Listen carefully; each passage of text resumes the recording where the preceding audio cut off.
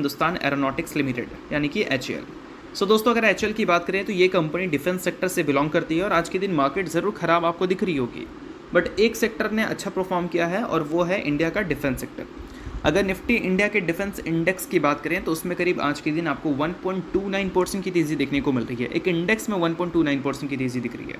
इसका मतलब समझ सकते हैं आप कि इंडेक्स में जो कंपनीज़ होंगी उसमें भी अच्छी परफॉर्मेंस आपको देखने को मिली होगी।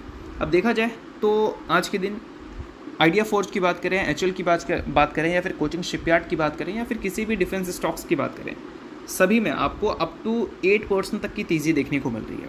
रीज़न, इजराइल और ईरान का कॉन्फ्लिक्ट। जब दो देश लड़ती हैं तो अक्सर दूसरे देश को प्रॉब्लम होती है, मतलब दो देश अगर लड़ रही है कोई तीसरे देश को ज़रूर प्रॉब्लम होगा, बट प्रॉब्लम कुछ सेक्टर में हो सकता है, बट एक सेक्टर उनका अच्छा कर सकता है और वो है डिफेंस सेक्टर।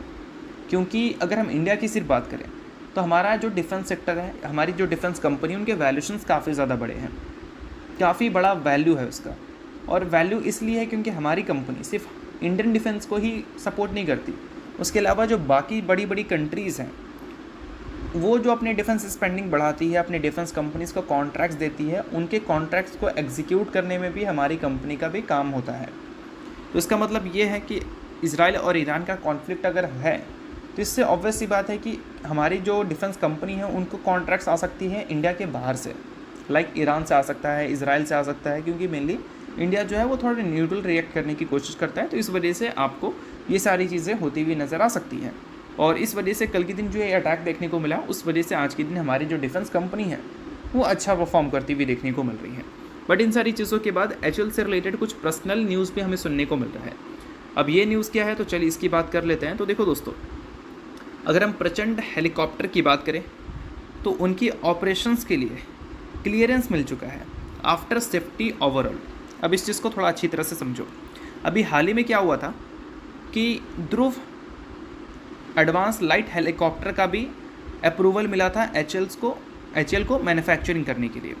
अब देखो पास्ट में क्या हुआ था, 5 जनवरी की बात है, पोरबंदर में एक क्रैश हमें देखने को मिला था हेलीकॉप्टर का।